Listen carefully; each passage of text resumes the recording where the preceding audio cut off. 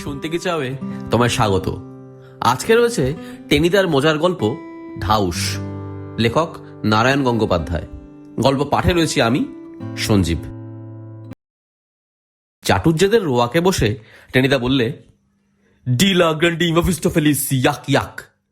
আমি আশ্চর্য হয়ে বললুম, তার মানে কি? টেনিদা টকটক করে আমার মাথার ওপর দুটো টোকা মারল। বললে, তোর মগজ ভর্তিকালী শুকনো ঘুঁটে, তুই এসব বুঝবি নি। এই হচ্ছে ফরাসি ভাষা। আমার ভারী অপমান বোধ হলো। ফরাসি ভাষা? চালিয়াতির জায়গা পাওনি? তুমি ফরাসি ভাষা কি করে জানলে? টেনিদা বললে, আমি সব জানি। বটে? আমি চটে বললুম, আমিও তাহলে জার্মান ভাষা জানি। জার্মান ভাষা? টেনিদা নাক মুচকে বললে, বলতো। আমি তক্ষুনি বললুম, হিটলার, নাৎসি, বার্লিন কটাকট। হাবুল সেন বসে বসে বেলের আঠা দিয়ে এক মনে একটা ছেঁড়া ঘুড়িতে পট্টি লাগাচ্ছিল। এইবার মুখ তুলে ঢাকাই ভাষায় বললে, কি জার্মান ভাষাটাই কইলি রে পেলা। খবরের কাগজের কতগুলি নাম, তার লগে একটা কটাকট জুইরা দিয়া খুব ওস্তাদি করতে আছস। আমি একটা ভাষা কমু ক দেখি।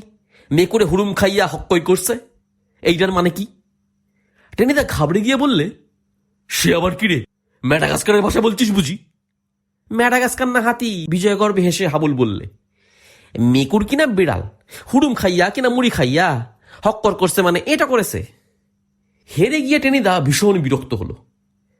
রাগবাবু তোর হুড়ুম দুরুম শুনে আক্কেল গুড়ুম হয়ে যায়, এর চাইতে পেলার জার্মান কটাকটো ঢের ভালো। বলতে বলতে ক্যাবলায় এসে হাজির। চোখ প্রায় অর্ধেকটা বুঝে খুব মন দিয়ে কি যেন চিবুচ্ছে। দেখেই টেনিদার চোখ দুটো জুলজুল করে উঠল। এই খাচ্ছিস কিরে? আরো দরদ দিয়ে চিবুতে চিবুতে ক্যাবলা বললে, চুইংগাম। চুইংগাম? টেনিদা মুখ বিচ্ছিরি করে বললে, দুনিয়ায় এত খাওয়ার জিনিস থাকতে শেষে রবার চিবুচ্ছিস বসে বসে?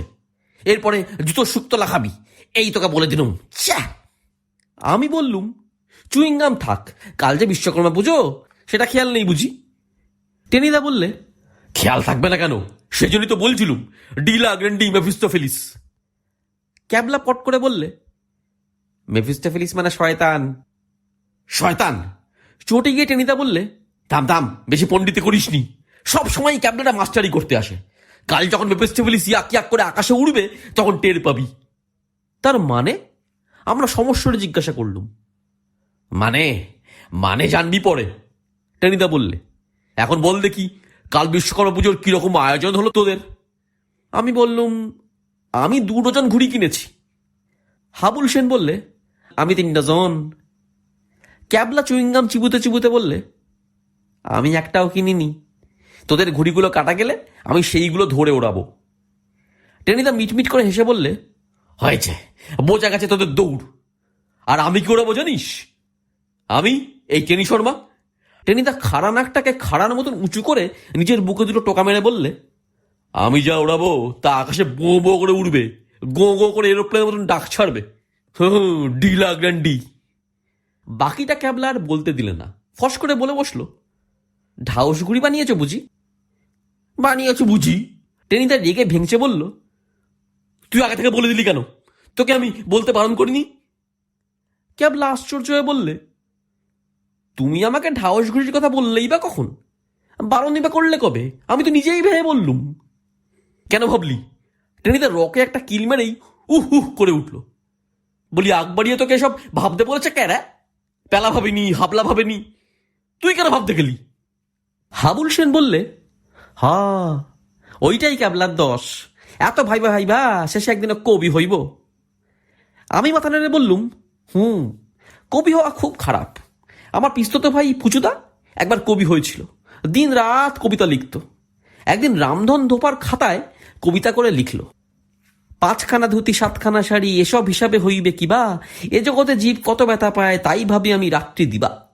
রামধনের ওই বৃদ্ধ গাধা, মনটি তাহার বড়ই সাদা, সে বাচ্চারা তার পিঠেতে চাপায় কত শাড়ি ধুতি প্যান্ট লইয়া যায়, মনোদুঃখে খালি বোঝা টেনে ফেরে গাধা, 1খানা ধুতি প্যান্ট পরিতে না পায়। টেনিদা বললে, আহা বেশ লিখেছিল তো, শুনে চোখে জল আসে।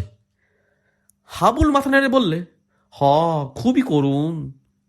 আমি বললুম, কবিতাটা পড়ে আমারও খুব কষ্ট হয়েছিল, কিন্তু পিসিমা ধোপার হিসাবের খাতা এইসব দেখে ভীষণ রেগে গেল। রেগে গিয়ে হাতের কাছে আর কিছু না পেয়ে একটা চাল কুমড়ো নিয়ে ফুচো থেকে তাড়া করলে, ঠিক যেন গদা হাতে নিয়ে শাড়ি পরা ভীম দৌড়চ্ছে। টেনিদা বললে, তোর পিসিমার কথা ছেড়ে দে, ভারী বেরসিক, কিন্তু কি প্যাথেটিক কবিতা যে শোনালি রে পেলা, মনটা একেবারে মজে গেল।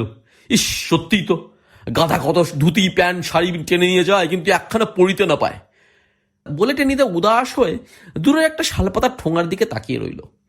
সান্ত্বনা দিয়ে হাবুল বললে, মন খারাপ কইরা আর করবা কি, এইরকমই হয়, দেখো না, গোবর হইলা গিয়া গরু নিজের জিনিস, অন্য লোকে তাই দিয়ে ঘুঁইটা দেয়, গরু একখানা ঘুঁইটা দিতে পারে না। দাঁত খিচিয়ে টেনিদা বললে, দিলে সব মাটি করে, এমন একটা ভাবের জিনিস ধা করে তার ভেতর গোবর আর ঘুটে নিয়ে এলো। নে ওটা এখন ঢাউসগুড়ি দেখবি চল। ডিলা গ্র্যান্ডি মেফিস্টোফেলিস ইয়াক ইয়াক বলতে বলতে আমরা যখন গড়ের মাঠে পৌঁছলুম তখন সবে সকাল হচ্ছে। চৌরঙ্গির এদিকে সূর্য উঠছে আর গঙ্গার দিকটা লালে লাল হয়ে গেছে। দিব্যি ঝিরঝির করে হাওয়া দিচ্ছে, কখনো কখনো বাতাসটা বেশ জোরালো। চারদিকে নতুন ঘাসে যেন ঢেউ খেলছে। সত্যি বলছি, আমি পটলডাঙ্গার প্যালারাম, পটল দিয়ে শিঙি মাছের ঝোল খাই, আমারই ফুচুদের মতন কবি হতে ইচ্ছে হলো। কখন যে শুরু করে গাইতে শুরু করেছি, রবি মামা দেয় হামা গায়ে রাঙা জামা ওই, সে আমি নিজেই জানি নে। হঠাৎ মাথার ওপর কটাং করে গাঁটটা মারল টেনিদা। এই সেরেছে, এটা যে আবার গান গায়, তাই বলে তুমি আমার মাথার ওপর তাল দেবে নাকি? আমি চটে গেলুম। তাল বলে তাল, আবার যদি চামচিকের মতন চিচি করবি তাহলে তোর পিঠে গোটা কাক ঝাঁপ তাল বসিয়ে দেবো, সে বলে দিচ্ছি। এসেছি ঘুড়ি ওড়াতে, উনি আবার সুর ধরেছেন। আমার মনটা বেজায় বিগড়ে গেল। খামোকা সকালবেলায় নিরীহ ব্রাহ্মণ সন্তানের মাথায় গাঁটটা মারলে। মনে মনে অভিশাপ দিয়ে বললুম, হে ভগবান, তুমি ওরবার আগেই একটা খোঁচা টোচা দিয়ে টেনিদার ঢাউস ঘুড়ির ঢাউস পেটটা ফাঁসিয়ে দিও, ওকে বেশ করে আক্কেল পাইয়ে দিও একবার। ভগবান বোধহয় সকালে দাঁতন করতে করতে গড়ের মাঠে বেড়াতে বেরিয়েছিলেন। আমার প্রার্থনা যে এমন করে তার কানে যাবে তা কে জানতো। ওদিকে বিরাট ঢাউসকে আকাশে ওড়াবার চেষ্টা চলছে তখন। টেনিদা দড়ির মস্ত লাটাইটা ধরে আছে আর হাবুল সেন হাঁপাতে হাঁপাতে প্রকাণ্ড ঢাউসটাকে ওপরে তুলে দিচ্ছে, কিন্তু ঢাউস উঠছে না, হপাত করে নিচে পড়ে যাচ্ছে। টেনিদা বেজার হয়ে বললে, এ কেমন ঢাউস রে, উঠছে না যে। হাবুল সেন মাথা নেড়ে বললে, হ এইখান উড়বো না, এইটার থিকা মনুমেন্ট উড়ানো সহজ। শুনে আমার যে কি ভালো লাগলো, খামোখা ব্রাহ্মণের চাঁদিতে গাঁটটা মারা। হুম, যতই পটল দিয়ে শিঙি মাছের ঝোল খাই, ব্রহ্মতের যাবে কোথায়? ও ঘুড়ি আর উঠছে না, দেখে নিও। খালি ক্যাবলা মিটমিট করে হাসলো, বললে, ওরাতে জানলে সব ঘুড়ি ওড়ে। ওড়ে নাকি? টেনিদা দাঁত খিচিয়ে বললে, তবে দিয়ে না উড়িয়ে। ক্যাবলা বললে, তোমার ঘুড়ি তুমি ওড়াবে, আমি ওসবের মধ্যে নেই, তবে বুদ্ধিটা বাতলে দিতে পারি। অত নিচ থেকে অত করে ঘুড়ি ওড়ে, ওপর থেকে ছাড়লে তবে তো হাওয়া পাবে। ওই বটগাছটার ডাল দেখছো, ওখানে উঠে ঘুড়িটা ছেড়ে দাও। ডালটা অনেকখানি এদিকে বেরিয়ে এসেছে, ঘুড়ি গাছে আটকাবে না, ঠিক বোঁ করে উঠে যাবে আকাশে। টেনিদা বললে, ঠিক, একথাটা আমিই তো ভাবতে যাচ্ছিলুম, তুই আগে থেকে ভাবলি কেন রে? ভারী বার বেড়েছে না, তোকে পানিশমেন্ট দিলুম, যা গাছে ওঠ। ক্যাবলা বললে, বারে, লোকের ভালো করলে বুঝি এমনই হয়? দাঁত খিচিয়ে টেনিদা বললে, তোকে ভালো করতে কে বলেছিল শুনি? দুনিয়ার কারো ভালো করেছিস কি মরেছিস? যা গাছে ওঠ। যদি কাঠপিঁপড়ে কামড়ায়? কামড়াবে, আমাদের বেশ ভালোই লাগবে। যদি ঘুড়ি ছিঁড়ে যায়? তোর কান ছিঁড়বো, যা ওঠ বলছি। কি আর করে, যেতেই হলো ক্যাবলাকে। যাওয়ার সময় বললে, ঘুড়ির দড়িটা ওই গোলপোস্টে বেঁধে দিও টেনিদা, অত বড় ঢাউস খুব জোর টান দেবে কিন্তু। টেনিদা নাক মুচকে মুখটাকে হালুয়ার মতো করে বললে, যা যা, বেশি বকিস নি, ঘুড়ি উড়িয়ে উড়িয়ে বুড়ো হয়ে গেলুম, তুই এসেছিস ওস্তাদি করতে, নিজের কাজ কর। ক্যাবলা বললে, বহুত আচ্ছা। হু হু করে হাওয়া বইছে তখন। ডালের ডগায় উঠে ক্যাবলা ঢাউসকে ছেড়ে দিলে, সঙ্গে সঙ্গে গো গো করে ডাক ছেড়ে সেই পেল্লায় ঢাউস আকাশে উড়ল। টেনিদার ওপর সব রাগ ভুলে গিয়ে মুগ্ধ হয়ে চেয়ে আছি। কি চমৎকার যে দেখাচ্ছে ঢাউসকে। মাথার দুধারে দুটো পতাকা যেন বিজয় গর্বে পথ উঠছে, গো গো আওয়াজ তুলে ঘুড়ি ওপরে উঠে যাচ্ছে। টেনিদা চেঁচিয়ে উঠল, ডিলা গ্র্যান্ডি, কিন্তু আচমকা টেনিদা চেঁচানি বন্ধ হয়ে গেল, আর হাউমাউ করে ডাক ছাড়লো হাবুল, গেল গেল। কে গেল, কোথায় গেল? কে আর যাবে, অমন করে কেই বা যেতে পারে টেনিদা ছাড়া? তাকিয়ে দেখেই আমার চোখ চড়াত করে কপাল উঠে গেল। কপাল বললেও ঠিক হয় না সোজা ব্রহ্মতালুতে। শুধু ঢাউসই ওড়েনি, সেই সঙ্গে টেনিদাও উঠছে। চালিয়াতে করে লাটাই ধরে রেখেছিল হাতে, বাগাট হাউসের টানে সোজা হাত দশেক উঠে গেছে ওপরে। এক লাফে গাছ থেকে নেমে পড়লো ক্যাবলা, বললে পাকড়ো পাকড়ো। কিন্তু কে কাকে পাকড়ায়? ততক্ষণে টেনিদা 15 হাত ওপরে।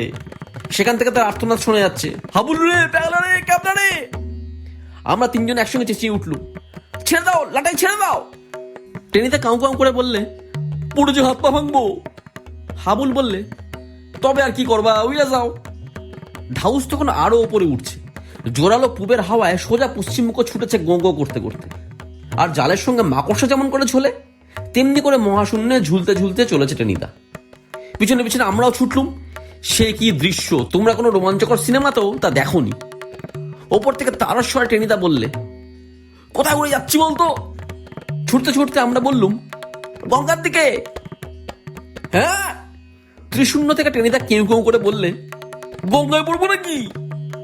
হাবুল বললে, হাওড়া স্টেশনেও যাইতে পারো। হ্যাঁ। আমি বললুম, বর্ধমানেও নিয়ে যেতে পারে। বর্ধমান বলতে বলতে শূন্য একটা ডিগবাজি খেলো টেনিদা। ক্যাবলা বললে, দিল্লি গেলেই বাপত্তি কি, সোজা কুতুব মিনারের চূড়ায় নামিয়ে দেবে এখন। টেনিদা তখন প্রায় 25 হাত ওপরে। সেখান থেকে গঙ্গাতে গঙ্গাতে বললে, এই যে আরো ওপরে উঠছে, দিল্লি গিয়ে থামবে তো, ঠিক বলছিস? আমি ভরসা দিয়ে বললাম, না থামলেই বা ভাব নাকি, হয়তো মঙ্গল গ্রহেও নিয়ে যেতে পারে। মঙ্গল গ্রহ? আকাশ ফাটিয়ে আর্তনাদ করে টেনিদা বললে, আমি মঙ্গল গ্রহে এখন যেতে চাচ্ছি না, যাওয়ার কোনো দরকার দেখছি না। ক্যাবলা বললে, তবু যেতেই হচ্ছে, যাওয়াই তো ভালো টেনিদা। তুমিই বোধহয় প্রথম মানুষ যে মঙ্গল গ্রহে যাচ্ছ। আমাদের পটলডাঙ্গার কত বড় গৌরব সেটা ভেবে দেখো। চুলে যাক পটলডাঙ্গা, আমি। কিন্তু টেনিদা বলতে পারলে না। তখনই শূন্যে আর একটা ডিগবাজি খেয়েই আবার কাউ কাউ করে বললে, ঘুরপাক খাচ্ছি যে, আমি মোটেই ঘুরতে যাচ্ছি না, তবু পুয়ো করে ঘুরে যাচ্ছি। ঘুড়ি তখন ক্যালকাটা গ্রাউন্ডের কাছাকাছি। আমরা সমানে পিছনে ছুটছি। ছুটতে ছুটতে আমি বললুম, ওরকম ঘুরতে হয়, ওকে মাধ্যাকর্ষণ বলে, সায়েন্স পড়নি? অনেক ওপর থেকে টেনিদা যেন কি বললে আমরা শুনতে পেলুম না। কেবল কাউ কাউ করে খানিকটা আওয়াজ আকাশ থেকে ভেসে এলো।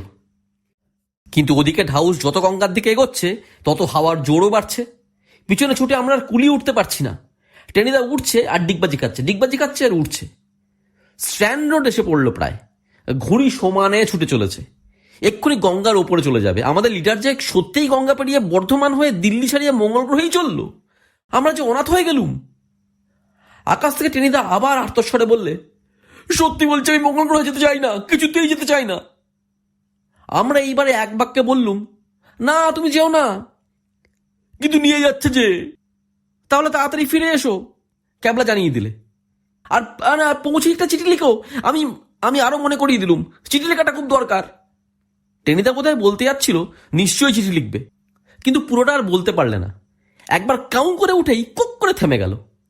আমরা দেখলুম ঢাউস গোত্তা খাচ্ছে। সে কি গোত্তা, মাথা নিচু করে বো বো শব্দে নামছে তো নামছেই। নামতে নামতে একেবারে ঝপাস করে সোজা গঙ্গায়।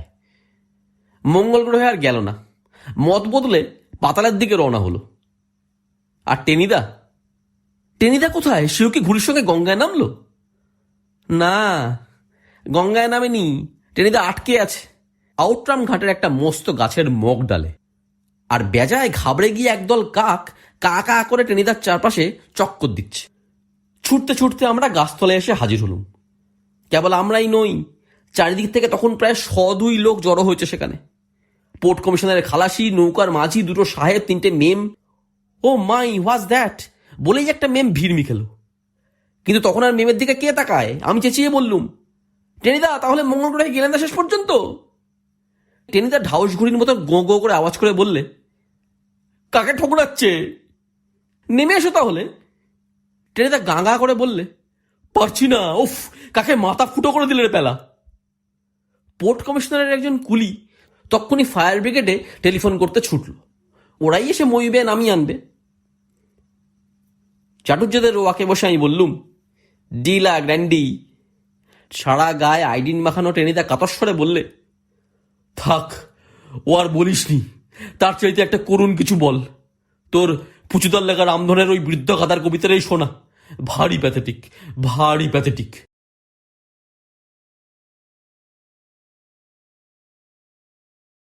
গল্প কেমন লাগলো জানাতে ভুলো না। ভালো লাগলে লাইক করো, প্রিয় মানুষের সাথে শেয়ার করো, চ্যানেলটা সাবস্ক্রাইব না করা থাকলে সাবস্ক্রাইব করে দিও। জলদি ফিরে আসবো আবার নতুন গল্প নিয়ে। ভালো থেকো।